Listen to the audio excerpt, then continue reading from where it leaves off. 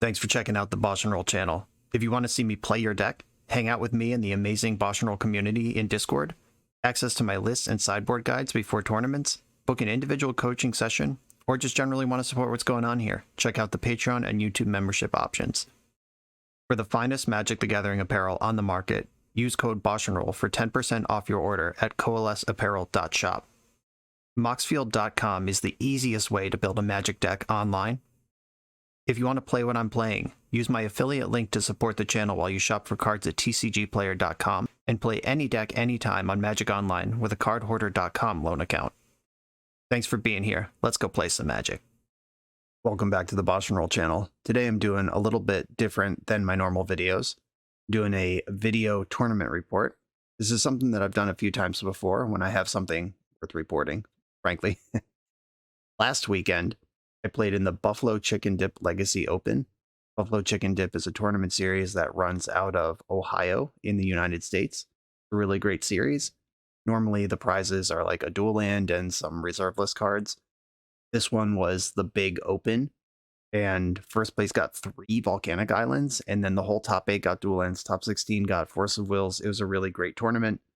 There were 85 people there, and I played pretty much the deck that I played in my $500 4-color control trophy challenge last month. I also did a playtesting league with this deck last week. If you want to see any of that, there's many versions of this on the channel. This is not a gameplay video though. I'm just going to talk through this tournament. The core of this deck was built by channel supporter Spunky.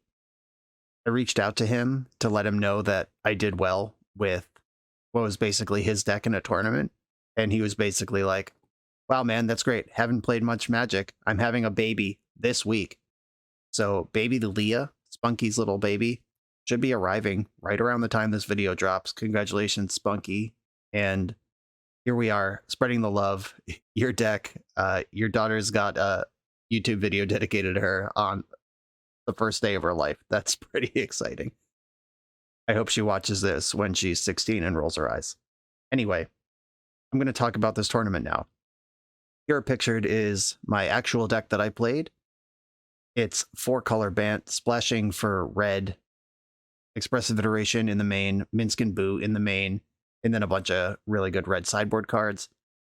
I slanted this deck towards Blood Moon, Ancient Tomb, and Urza Saga, which are all things I expected due to the local metagame. It's just the locals like that sort of thing a lot more than they like combo, a lot more even than they like Delver. And I wanted to make sure I didn't get cheesed out by Chalice of the Void or Blood Moon. I'm basically going to go through my Twitter thread from this event and just talk about what I remember round by round. The event was at Brewdog Brewery in Columbus, Ohio, which was like gigantic hotel and event space and restaurant and beer museum. Nice big place, great seating, great atmosphere, and there was a taco bar for lunch. That was really great. Round 1, I played against Yorion Breakfast, which is a matchup I don't enjoy playing. It's really tough to balance their fair Stoneforge Mystic beatdown plan, and they can combo you out of nowhere. And Endurance doesn't really stop their combo, because if you Endurance them, they can just mill their deck again and go again. It's really tough to stop them and control everything they do. And I got pretty lucky. I won game 1, and then in game 2, I kind of made a mistake where my opponent put Cephalid Illusionist on the stack. And I'm trying to remember exactly how this went. It was, I had a Brainstorm in my hand and 2 mana available. It was like a blue source and a fetch land. If I Brainstorm and hit any of my Swords to Plowshares or my Red Blasts, I can just kill the thing. So I cast the first Brainstorm. It doesn't find any of those cards, but it does find a second Brainstorm, but it's my last mana. And in my head, I was like, okay, I got one more swing at this. It's got to be Endurance. Completely forgetting that Force of Will was in my deck, because I boarded out 2 of them. I left in 2. I should have brainstormed again right away to give myself the chance to just force the stuff a little illusionist. But illusionist resolved. Opponent executed his combo. Found a Cabal Therapy. Cabal Therapied me naming Endurance, which was not in my hand, but he saw the brainstorm. And then he just went for his combo, committed his whole deck to it. And I fired off my brainstorm, and I had 3 Endurance, 2 Force of Will to hit. I was looking for a 5-outer, and I did hit the Force of Will, countered the Dread Return, and then he just died because he didn't have a deck. So, got away with that one. Made a little misstep, but wasn't punished. Round 2, I got paired against one of my travel companions, Carl. I knew he was on Naya Depths. I had helped with his sideboard choices the night before in the hotel room, and I made a huge mistake. He had set up a Sylvan Safekeeper and a board that had Minsk and Boo on it, and Thespian Stage, and Dark Depths. And it was rolled up against everything except Terminus. But I was floating Terminus. I put it on top of my deck, and I was holding Brainstorm. I could Terminus him whenever I wanted. And my plan was to let him make Dark Depths or let him commit to a Minsk and Boo attack, sweep up his board, and then untap totally stable with the Sylvan Safekeeper cleared and not worried about Dark Depths anymore. But he crop rotated on his turn, and I kind of panicked and just fired off the Terminus. And I'm not sure why I did that. Like, there's nothing that he could get with that crop rotation. I think I was afraid of Wasteland taking out my white source, but then I could have just Terminused in response to that. Like, I don't know. I just knee-jerk. I was like, okay, Terminus your board. And he was just like, okay, whatever. Crop rotation resolves. Make Merit Lage. Throw it at you with Minsk and Boo. And I just took 20 on the spot. And Minsk and Boo, it's a fling effect, but most fling effects, part of the cost is sacrificing the creature. But Minsk and Boo chooses a creature to sacrifice on resolution. So if he commits the stage and the depths to making Merit Lage, thinking he's safe because he has Sylvan Safekeeper, and then minuses Minsk and Boo, I can flip Terminus, wipe the whole board. Minsk and Boo is at lower loyalty than it started the turn at, and I easily take over the game. But instead I died. It was just like really sloppy stuff. And then game 2, I just got choked and never played the game. But game 1 was, that was mine to take, and I messed it up. Also, on the subject of Carl, something happened to Carl in this event that I would like to use as a cautionary tale for the rest of you at home. Carl got deck checked later. If you have not played in tournaments before, that's where the judges randomly select people every round to make sure they're playing the deck they said they signed up with. It's a way to discourage cheating. And Carl got deck checked. The decks came back. Everything was fine. Go ahead, players, continue play. And Carl, it was a mirror match, a Naya Depths mirror match. And there was like a 35, 40-minute super grindy game 1 that he ended up losing. And he went to sideboard for game 2. And there were 17 cards in his sideboard, including his whole sideboard, plus the Ramanap Excavator and one of the Minsk and Boos that was supposed to be in the main deck, both of which are absolute hammers in the mirror. And he had played the entirety of game 1 with a 58-card deck, minus 2 of the most important cards. And what had happened was the cards just got moved around a little bit during the deck check, because the judge, they sort your deck, they lay it all out, they make sure it matches your list, then they put it in your box and give it back. And somewhere in that process, some cards got moved around. And while that shouldn't really happen, that your cards end up in the wrong space, it is totally on you to check that. It takes 1 second to just pull out your sideboard, count to 15, make sure the correct cards are there, count your deck before the game begins. Just do it every round, and these sort of mistakes are avoidable. By the way, the fix for that is nothing. Just, oops. The game's over, so he has not currently presented an illegal deck. And if anyone's ultimately to blame, it's Carl, because he presented the deck. Could have checked it. Just don't trust that anyone has done anything correctly, and make sure that you have your bases covered. Round 3 of this tournament, I played against Red Painter, and my super hateful multiple Force of Vigor and Meltdown sideboard paid off. That's the sideboard I talked about. People love Ancient Tomb in this metagame. They love Blood Moon. Just wiped him out. I had this really great moment in game 2 where he played Magus of the Moon into my 3 non-basic lands, and I looked at the Kozilek's Return in my hand and said resolves. And then I just Kozilek's Returned, took out the Magus of the Moon, and then continued play like it never even happened. Pretty great. After round 3 was the taco bar. It was really good. I recommend it. If you are in Columbus, check this place out. Tacos are good. I'm sure their other food is too. I don't drink beer, but they are a brewery, and they had a lot of beer, and a lot of people were drinking all day, and they seemed happy with the experience. This video is sponsored by Moxfield.com, the easiest way to build Magic decks online. Moxfield supports over 30 formats, including Legacy and every other format you'll see on this channel. They have multiple customizations so you can view your deck how you want. Text view, stacks, grid, custom grouping by type, subtype, color, light mode, dark mode. However you want to see your deck, they can provide it for you.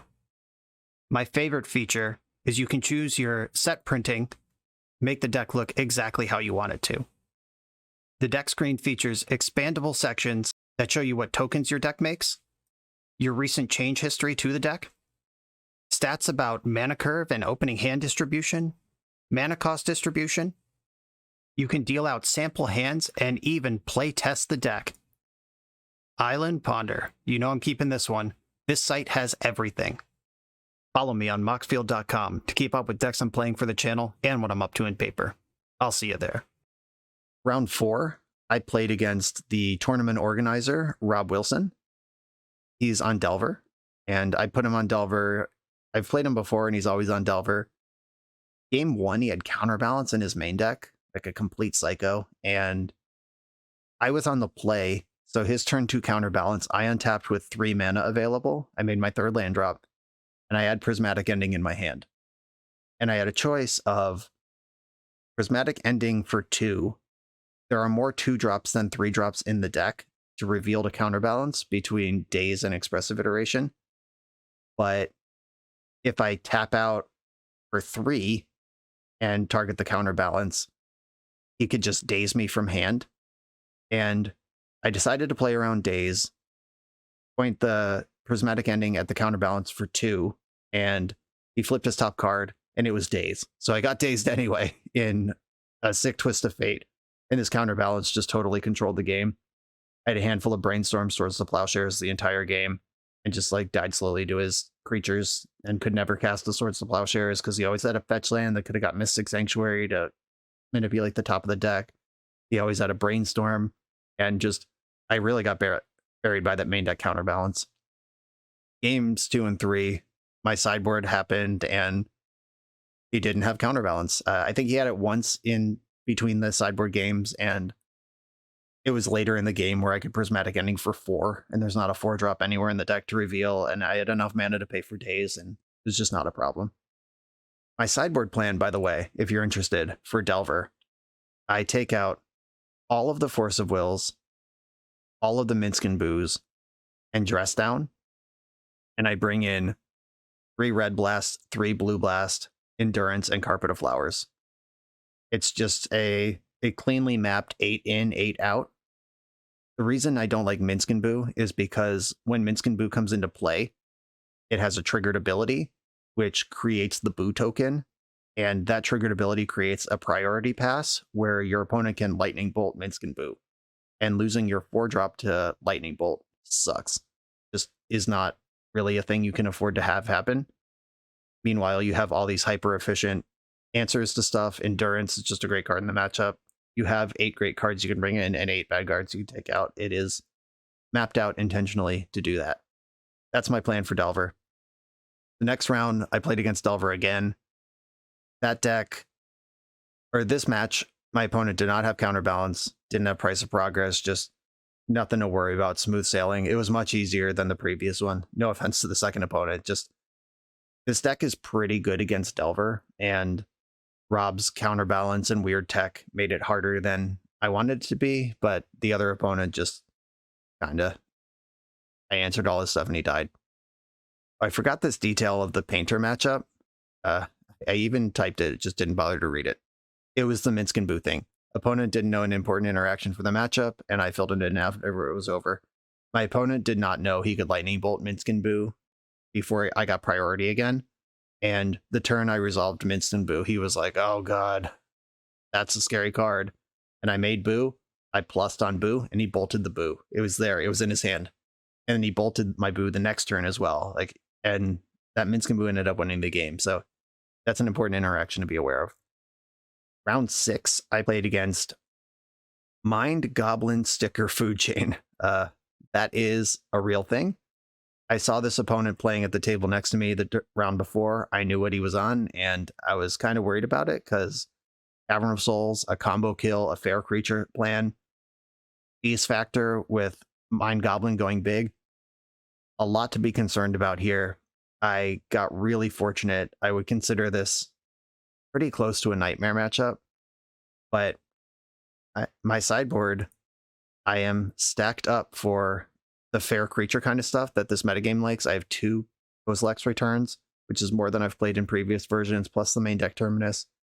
Dress Down was not in the main deck when I played this league online last month. That's a change I made. Dress Down was great. All the Hydroblasts were great. Force of Vigor took out a food chain at one point in the matchup. That was really good.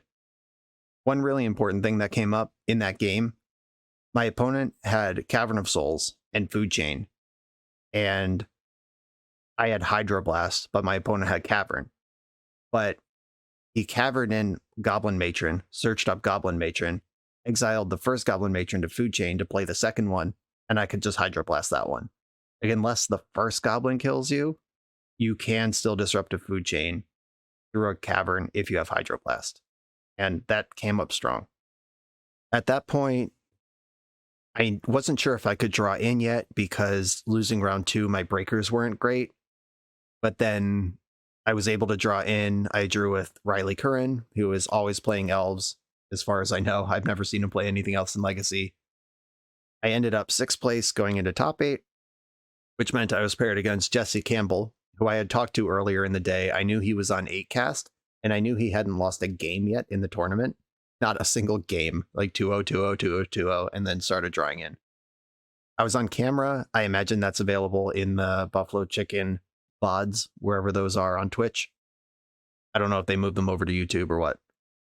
I ended up winning against 8cast because, remember, Force of Vigors, Meltdown, and Pyroblast, Collector Oof. I was not playing against these decks. I knew I'd play against them, and it came up big. Our games are on camera, and you could tell they're a little sloppy. I think my opponent may have been a little nervous. He said it was his second feature match of his life, and the other one was earlier that day. So I definitely had the, like, I've been here before calmness. He, throughout the game, tried to tap a Mox Opal without having Metalcraft. He cast 2 different Emrys and forgot to mill 4. It wasn't a perfectly played game, but it still took like all of my sideboard cards and some good draws and some fortunate sequences and some important top deck bricks from him. And it was still pretty narrow. That matchup is tough if you're not prepared for it. And it's still tough if you are, but I was able to navigate it. Top 4, I played against Doomsday, which, funny story, the Doomsday player was wearing a kind of pastel purple hoodie, like kind of Easter colors, and a hat, and he had a brownish dark colored beard, and we all had masks on. And earlier in the day, I had just registered in my brain as a totally different person who I know from the area, but that person also plays Doomsday. So when I was just walking around the top tables, I was like, okay, that guy's on Doomsday. And it was not the guy I thought it was, but turns out it was on Doomsday anyway. Our game 1, I was on the play, and because I was a hired seed, and I kept a hand with Force of Will and Ponder and some other stuff going on. My opponent on his turn went Dark Ritual Doomsday. I forced. He misdirected my force, which is a thing you can do if you've never seen that. You can misdirect a counterspell to the misdirection itself. And then when misdirection resolves, it moves the counterspell to misdirection on resolution, and then that counterspell will fizzle because it doesn't have a target because misdirection already resolved. It's kind of like a offensive force of will. But yeah, I've never seen misdirection in Doomsday before, at least not in the last 10 years, and this opponent was in on it, and it worked. Dark Ritual, Doomsday, misdirection, resolved the Doomsday pile, and the whole time in my head, I'm like, okay, he's got 3 cards left in hand. I'm gonna draw for turn and hope it's Endurance, I guess, or Dress Down. But I didn't even get another turn. After his Doomsday pile, he's like, Lotus Petal, Brainstorm, etc. You're dead. So, got me. Yeah, you're not winning those games. Can't be mad about it.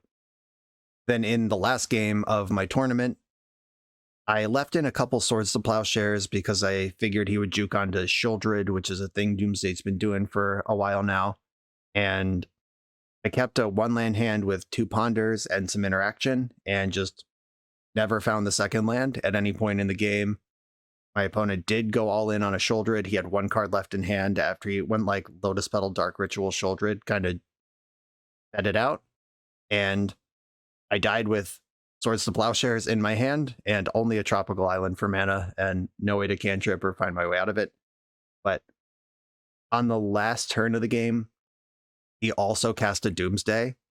So he had a Doomsday pile ready to go in case I ripped the white source. So I'm still not sure I would have won that game if I ripped the white source, but I did die very slowly to Shieldred with the answer in my hand. But that's magic. It was still a good run. I ended up finishing 3rd place, and I won this Tropical Island. Not bad for a day's work. And I got to hang out and eat tacos. And I just love Magic tournaments. I love playing paper Magic, and shout out to Buffalo Chicken Legacy. That's them right here at BCD Legacy. If you're anywhere near Ohio, you should probably be following them and be interested in their tournaments. Shout out to them and everyone else who came and played, and just great games all day. Cool people. Didn't have any problems. Just 100% wonderful experience. Thank you all for going through this tournament report with me, and thank you, Spunky. And congratulations on baby Leah.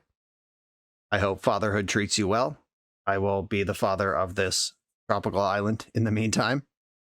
That's almost as good. As always, thank you everyone for watching this video. Let me know if you enjoy this sort of format. Usually it goes over well, but let me know. Either way, or feedback on improving the format, whatever. Thank you all for being here and watching. As always, check out the Patreon and the links in the video that support the channel. I appreciate you, and I'll see you next time.